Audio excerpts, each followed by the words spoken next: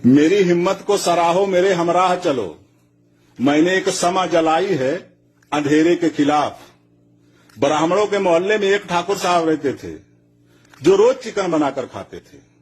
Chicken की खुशबू से वहां के रहने वाले ब्राह्मण समाज को तकलीफ होती थी। उन लोगों ने मिलकर ठाकुर की महंत से शिकायत की। महंत ने ठाकुर को बुलाकर कहा कि तुम्हारे चिकन खाने से यहाँ के लोगों को परेशानी है, तुम ऐसा क्यों नहीं करते, तुम भी ब्राह्मण धर्म स्वीकार कर लो। ठाकुर साहब फौरन मान गए।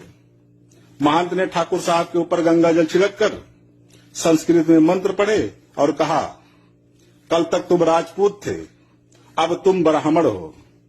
सब लोग अपने अपने घर चले गए। दूसरे दिन फिर ठाकुर साहब के घर से चिकन की खुशबू आई। ब्राह्मणों ने फिर से महंत से ठाकुर की शिकायत की।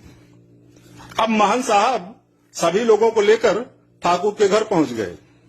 वहां देखा ठाकुर साहब चिकन के ऊपर गंगा जल छिड़क रहे थे और कह रहे थे, अब तक तुम मुर्गी थी लेकिन अब तुम आलू हो। ये सुनकर ब्राह्मण समाज के आग बबूला हो गया। मेरे हिसाब से तो ठाकुर साहब ने कुछ गलत नहीं किया। जब मंत्र पढ़ने से और गंगा जल छिड़कने से ठाकुर ब्राह्मण बन सकता है तो मुर्गी आलू क्यों नहीं बन सकती? आप भी बताइए।